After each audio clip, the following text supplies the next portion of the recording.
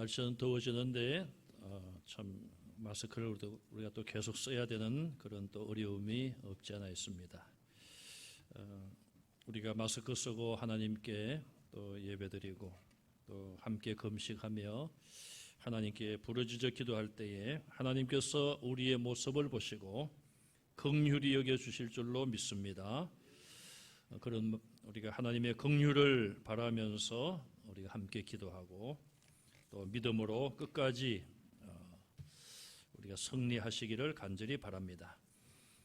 아들 요한이 태어나고 8일째 되는 날 세례를 받고 그 이름을 어머니 엘리사벳이 요한으로 하라 그렇게 말을 했지요. 아버지는 아직까지 말을 할 수 없었지만 서판을 가져오라고 하여 거기다가 요한이라 요한 이름을 썼고 그와 동시에 9개월 동안 굳어졌던 그의 혀를 하나님이 풀어주시고 입을 열게 하셨습니다.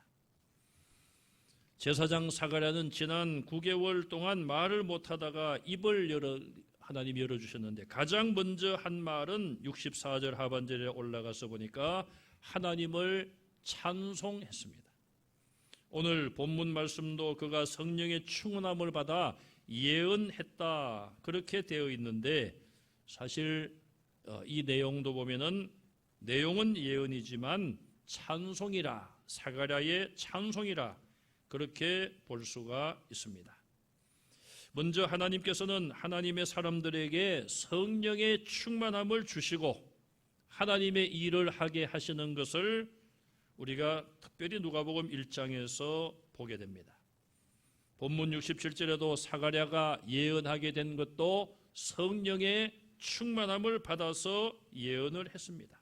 그가 예언한 오늘 본문의 내용을 보면 먼저 메시아에 대한 예언, 하나님의 은혜에 대한 예언을 말씀하고 있습니다.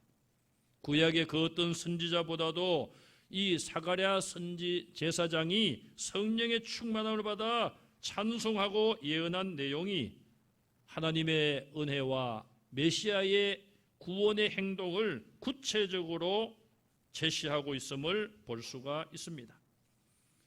이 사가랴 제사장은 보통 사람이었고 산골에 살고 있었던 시골 사람이었지만 성령께서 그에게 강림하심으로 인하여 아무도 알지 못하는 하나님의 구원의 비밀에 대하여 메시아에 대하여 구체적인 예언을 할 수가 있었습니다.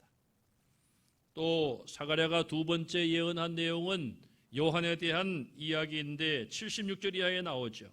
그 내용 역시 인간의 생각으로 인간의 머리로 나오는 그런 말씀이 아니라 하나님께서 주신 내용임을 알 수가 있습니다. 오늘 본문을 찬송하고 예언한 그 주인공인 제사장 사가랴는 그의 삶에 있어서 전환점을 그가 겪었죠. 그의 인생에 있어서 최대의 전환점은 9개월 전이었습니다. 성소에서 그가 분향을 할 때에 천사가 나타났고 천사가 그에게 전해준 말은 무엇입니까? 내가 아들을 낳으리라 이름을 요한으로 하라. 그리고 요한이 할 일에 대하여 예고했습니다.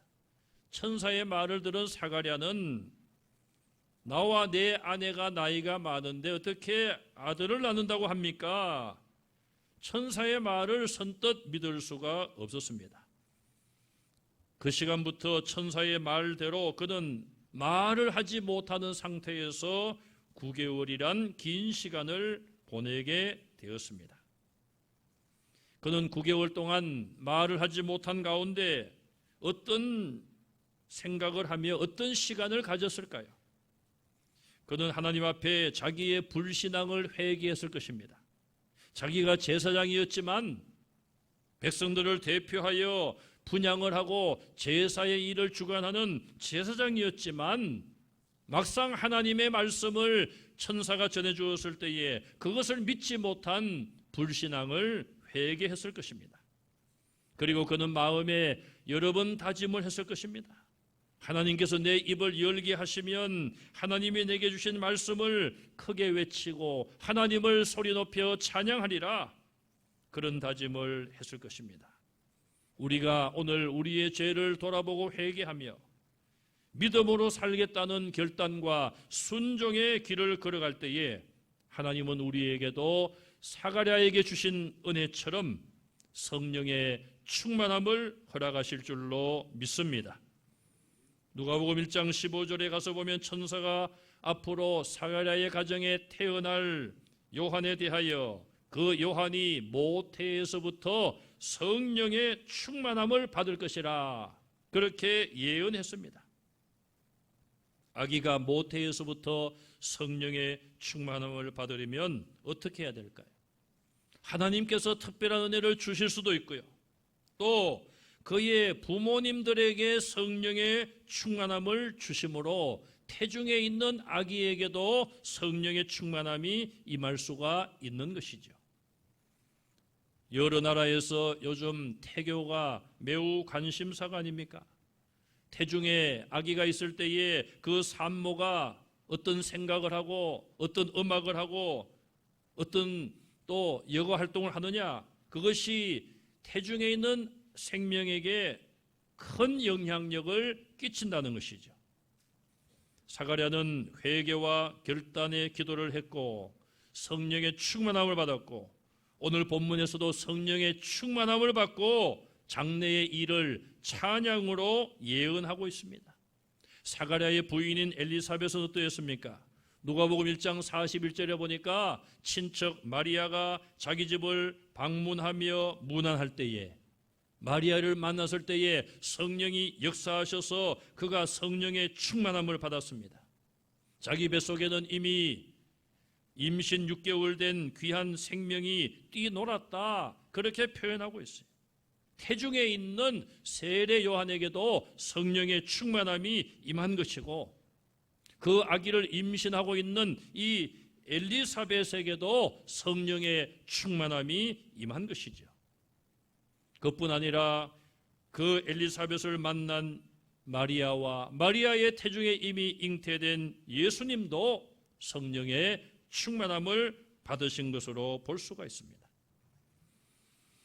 이처럼 하나님께서는 하나님의 모든 일을 이루실 때에 성령의 충만함을 사람들에게 주심으로 그들이 인간의 생각이나 인간의 방법이 아니라 하나님의 방법, 하나님의 능력으로 그 일을 하게 하심을 볼 수가 있습니다. 예수님과 요한을 통하여 하나님은 이 땅에 놀라운 하나님의 구원을 성취시키시고 선포하셨습니다. 또 예수님과 마리아가 태어나기 전에 이미 부모님들에게도 이런 성령의 충만함을 주심으로 요한이 태어나고 예수님이 태어났을 때에 그 부모님들이 자신의 힘이나 지혜로 모든 것을 하는 것이 아니라 하나님께서 그들에게 지혜를 주시고 성령을 주셔서 하나님의 뜻을 이루는 데 쓰임받게 하셨습니다. 오늘 저와 여러분들도 우리 자신들의 죄를 돌아보며 회개할 것은 회개하고 하나님의 말씀 앞에 겸손히 순종하는 모습으로 살아갈 때에 성령님께서 우리에게 충만하게 임재하시고 하나님이 원하시는 대로 우리를 인도하실 줄로 믿습니다. 두 번째로 사가랴가 예언하고 찬송한 내용을 보면 68절에 찬송하리로다 주 이스라엘의 하나님이여, 그렇게 이 찬송 예언이 시작되고 있습니다. 여기 주 이스라엘의 하나님이라 이 뜻은 달리 해석을 하면 주인이 되시는 이스라엘의 하나님은 찬양을 받으실 분이다, 그런 뜻을 가지고 있어요. 자, 하나님은 모든 만민의 구주가 되시고 주인이 되시고 이스라엘이 섬기는 그 하나님은 찬양받기에 합당하시다, 그렇게 찬송을 부르고 있습니다. 그런 왜 하나님이 찬송을 받으시기에 합당할까요? 그 이유가 오늘 본문에 나와 있습니다. 첫째는 하나님께서 자기 백성을 돌보시기 때문에 그런 거예요. 여기 돌본다는 말은 하나님이 찾아오시고 하나님이 방문해 오시고 지켜보신다, 그런 뜻입니다. 저와 여러분들을 하나님께서 찾아오신다는 거예요. 얼마나 영광스럽습니까? 우리가 하나님을 찾을 때도 있지만은 영이신 하나님께서는 오늘도 세계 만국의 하나님의 백성들을 동시에 찾아가시고 방문하시고 그들의 형편과 처지를 지켜보심을 믿으시기 바랍니다. 하나님이 찾아오시고 지켜보시는 것은 두 가지 이유입니다. 첫째는 은혜를 주시기 위해서, 우리의 어려운 형편을 보시고 우리를 도와주시고 우리를 구원하시고 은혜 베푸시기 위해서 우리를 찾아오십니다. 또 한 가지는 하나님께서 심판하시려고 찾아올 수도 있습니다. 우리는 오늘 코로나19 바이러스의 두려움과 공포 속에 하나님께서 이런 가운데서도 우리를 찾아오시고 우리를 돌보시고 지키심을 믿으시기 바랍니다. 야곱이 아버지와 형을 속이고 장자의 축복을 가로채서 받고 형의 보복이 두려워서 집을 나와서 외가지로 도망을 가지 않습니까? 그때에 그가 광야의 길에서 돌을 베개 삼아 하룻밤을 보냅니다.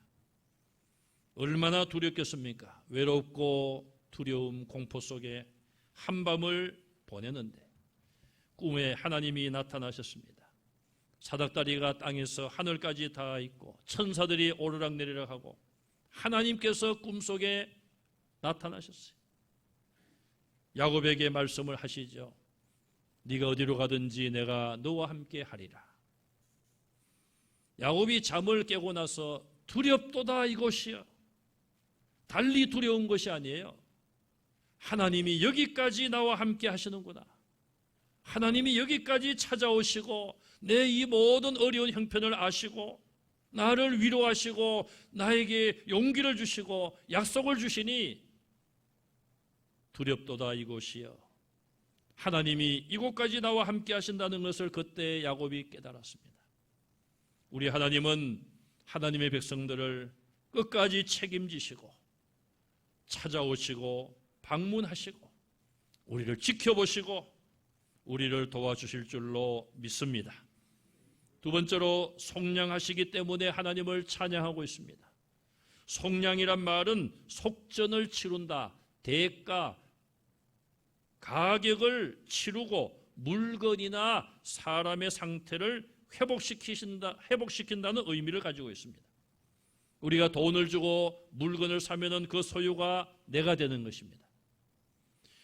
저와 여러분들이 죄로 인하여서 사탄의 종이 되고 마귀의 종이 되었었는데 하나님께서 독생자를 보내시고 예수님이 우리를 대신하여 십자가에서 죽으심으로 인하여 그 무엇과도 비교할 수 없는 거룩한 생명을 값으로 치르고 저와 여러분들을 사셨기 때문에 이제 우리의 주인은 예수 그리스도시요 하나님이신 줄로 믿습니다. 하나님께서는 구약시대 때부터 많은 선지자를 보내시고 죄인을 부르시며 메시아를 보내주신다고 약속해 주셨습니다.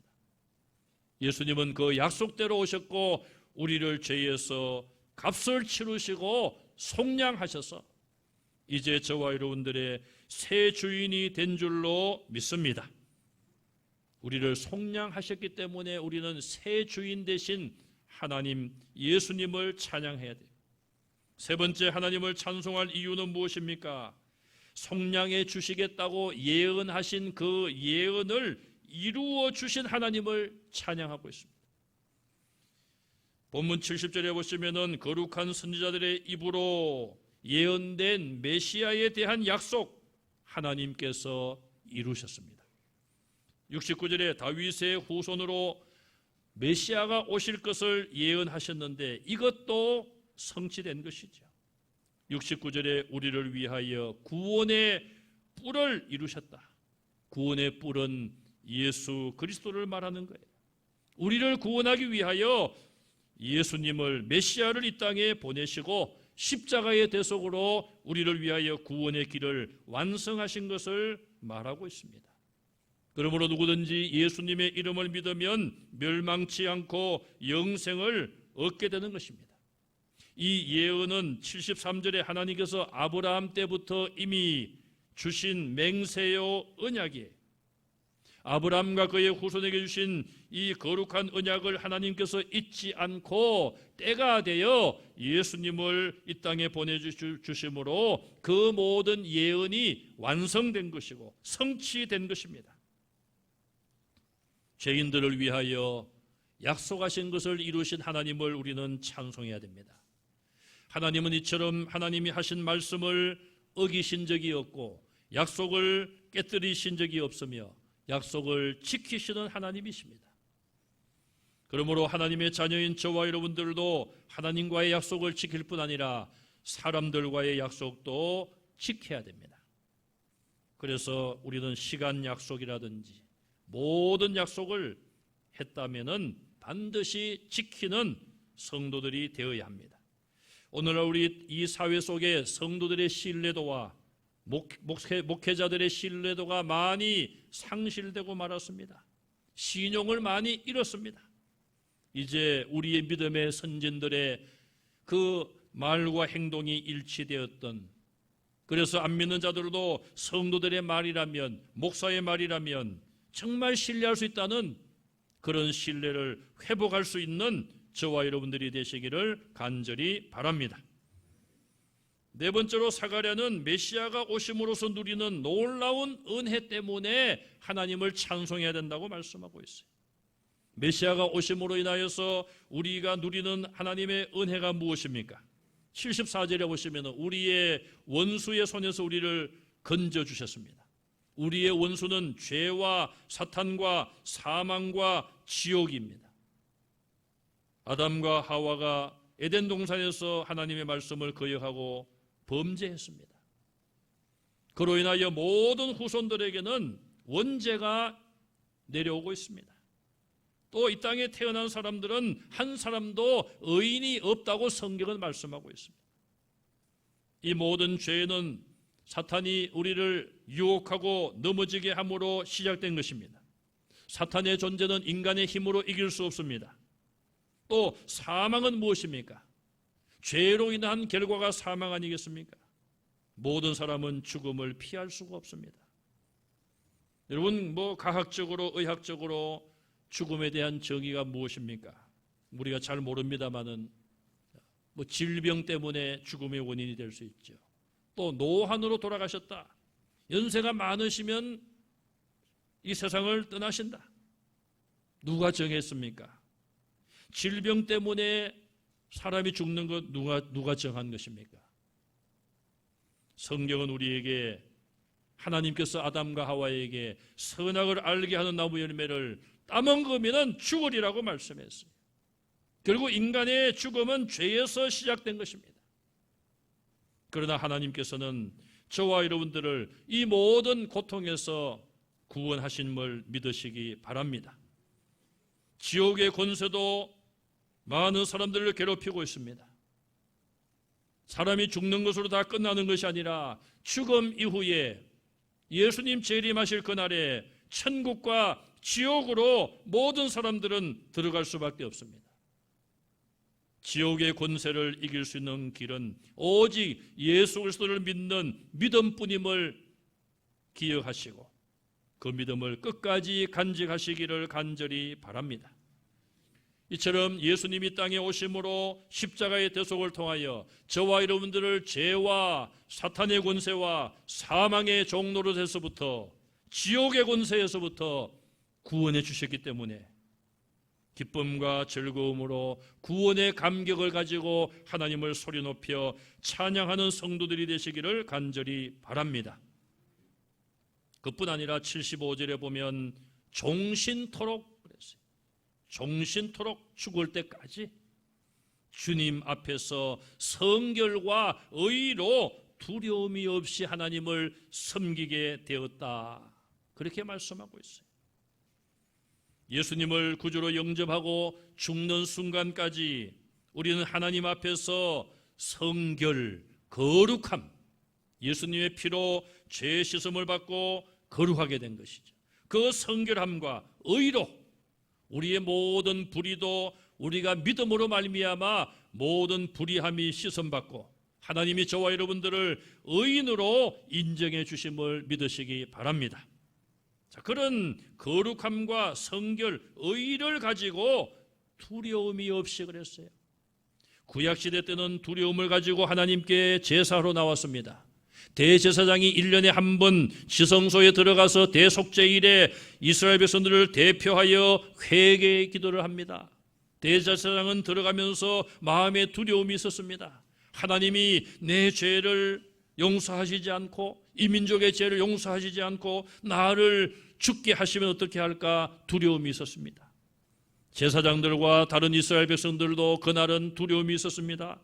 하나님께서 우리의 대표인 대제사장을 죽게 하시면 어떻게 할 것인가 두려움이 가득 찼습니다. 하나님께서는 이스라엘 백성들에게 짐승의 피를 가지고 나오면은 그들을 만나 주신다고 말씀하셨어요. 그래서 이스라엘 백성들은 짐승을 제물로 잡아 그 피를 가지고 두려운 마음으로 하나님께 나아갔습니다. 여러분, 하나님 아버지는 저와 여러분들을 사랑하시는 분이신데, 그러나 성경에 보면은 사랑이 많으신 분으로만이 아니라 두려운 분으로도 얼마나 성경에 많이 나옵니까? 죄에 대하여 진노하시고 불같이 진노하시고 형벌을 내려서 멸하시는 하나님 아버지. 그러나 그 하나님은 그런 두려움의 하나님만이 아니라 사랑이 많으시고 오래 참으시는 하나님도 되시는 것이죠. 그 하나님께서 독생자를 보내주심으로 이제 그 독생자를 믿는 자에 대하여 오래 참으시고 그들의 죄를 용서하시고 그들로 하여금 하나님을 두려움 없이 섬기게 하신 것입니다. 여기 섬긴다는 말은 예배를 의미합니다. 하나님께서 오늘 저와 여러분들에게 독생자의 예수님을 통한 구원의 은혜를 주심으로 오늘 우리가 하나님 앞에 나와서 우리가 죄인이지만 주님의 십자가의 보혈을 능력을 의지하여 거룩한 마음으로 의로운 모습으로 두려움 없는 평강의 그런 마음을 가지고 하나님을 섬기는 자, 예배하는 자가 된 것을 믿으시고 그 하나님을 찬양하시기를 간절히 바랍니다. 사가랴는 이제 두 번째 요한에 대한 예언을 하고 있습니다. 76절에 보니까 이 아이여 그렇게 말하고 있어요. 내 아들아 그렇게 말하지 않습니다. 물론 요한은 사가랴와 엘리사벳 사이에서 태어난 분명히 그들의 아들입니다. 그러나 이 사가랴와 엘리사벳은 그들의 나이가 많았고 천사의 말을 들었기 때문에 자기 자신들이 낳은 아들이지만 하나님께서 하나님의 일을 위하여 특별히 보내주신 그런 아들로 여겼습니다. 그래서 이 아이여 그렇게 말하고 있습니다. 자기 아들이 아닌 하나님의 일을 하는 하나님의 그런 자녀로 부르는 것이죠. 그리고 요한에 대하여서 어떤 예언을 하고 있습니까? 그는 지극히 높으신 이의 선지자라 일컬음을 받을 것이라고 그랬어요. 말라기 선지자가 예언하고 나서 400년이라는 시간이 흘렀어요.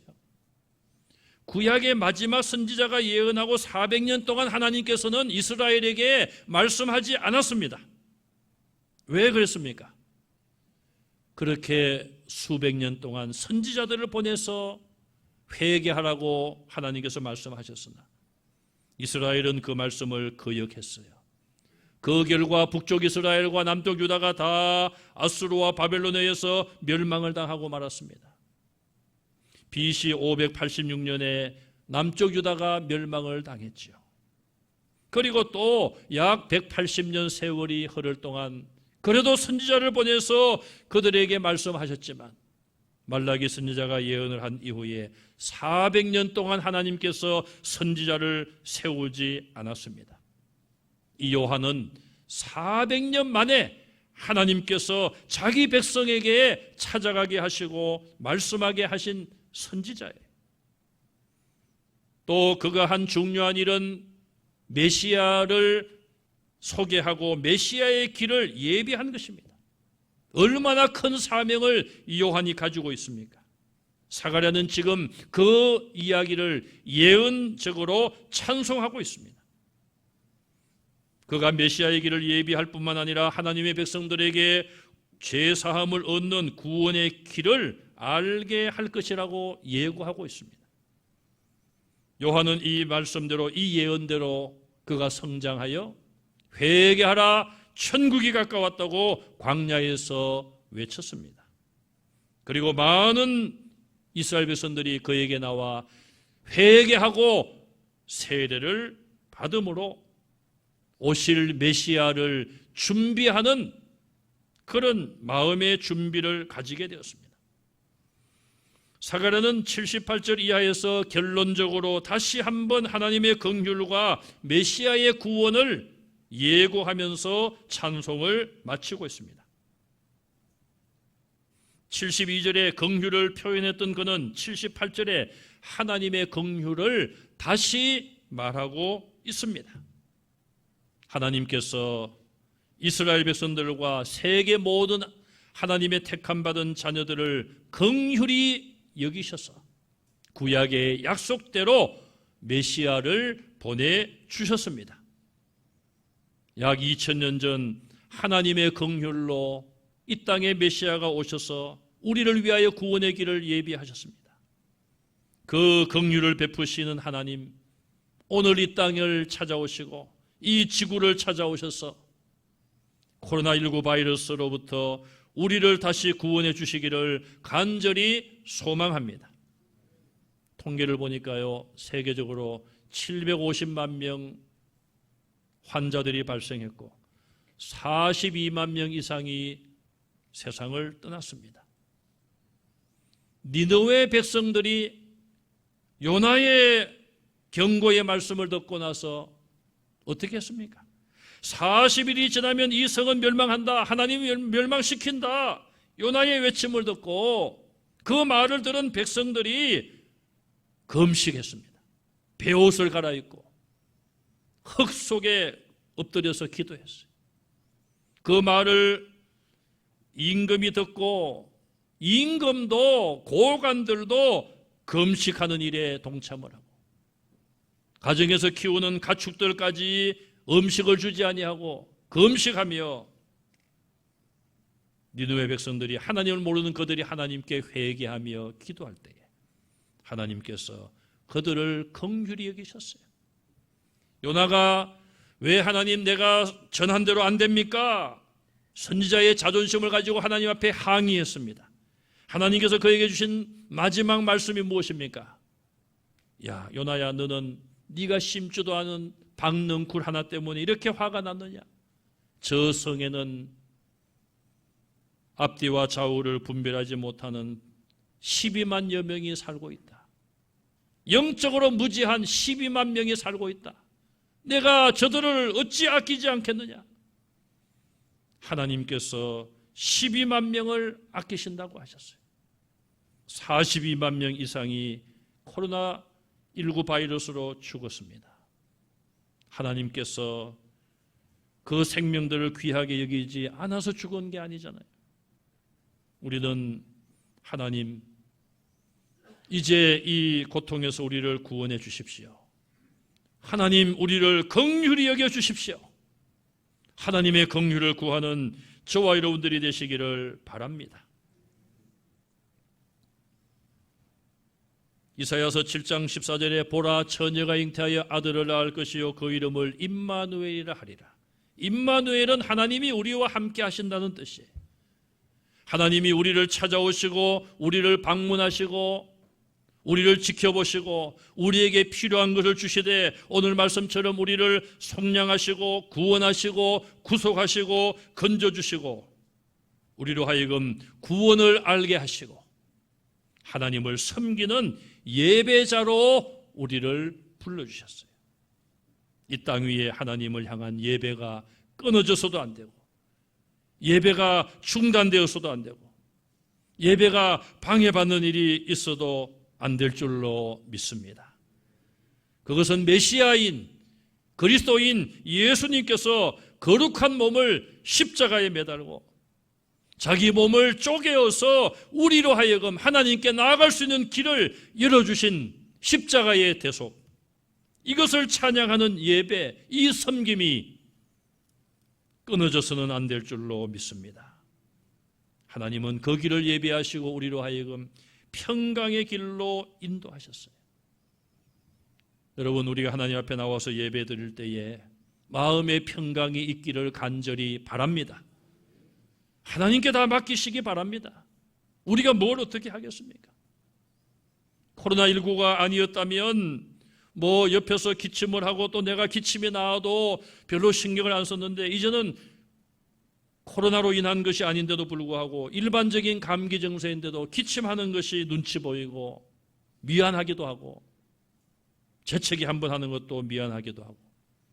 여러분, 우리가 이제 그 모든 것도 다 우리가 지킬 것은 지키면서 하나님께 맡기시고, 하나님 모든 것을 하나님이 주관해 주시고, 하나님께서 우리 예배를 받으시고 우리를 섬기게 하셨으니, 예배하게 하셨으니 하나님 이 예배를 책임져 주십시오. 다 맡기시고 평안한 마음으로 예배 드리시기를 바랍니다. 가정에서도 여러분 예배 드리는 분들, 직장으로 인하여 뭐 여러 가지 건강으로 인하여 여러 가지 형편 때문에 하나님 앞에 나오지 못하고, 가정에서 예배 드리는 우리 성도님들도 하나님이 주시는 평강이 여러분들에게도 함께 하시기를 바랍니다. 속히 회복되시고 또 모든 직장에 또 모든 여건들이 회복되어서 자유롭게 평화롭게 하나님 앞에 나와 하나님을 예배하는 성도들이 되시기를 간절히 바랍니다. 산골에 살고 있었던 시골 사람 제사장 사가랴였지만 그에게 성령의 충만함이 임할 때에 그 어떤 선지자도 예언하지 못했던 메시아에 대한 구체적인 예언과 하나님의 은혜에 대하여 찬송했습니다. 오늘 저와 여러분들도 늘 성령의 충만한 삶을 삶으로 인하여서 많은 사람들에게 하나님에 대하여, 예수님에 대하여 담대하게 증거하는 하나님의 백성들이 다 되시고, 오늘도 하나님 긍휼을 우리에게 베풀어 주시옵소서. 오늘 본문에 말씀한 것처럼 하나님께서 하늘로부터 우리에게 돋는 해가 우리에게 비추어지는 것처럼 하나님의 은혜의 해가 하늘로부터, 하나님의 보호자로부터 우리 위에, 한 사람 한 사람 위에 내리고 임하여서 우리 가운데 평강을 주옵소서. 기도하고 우리의 그 기도가 응답되어 하나님이 주시는 은혜와 평강이 여러분 삶 속에 충만하시기를 주님의 이름으로 축원합니다.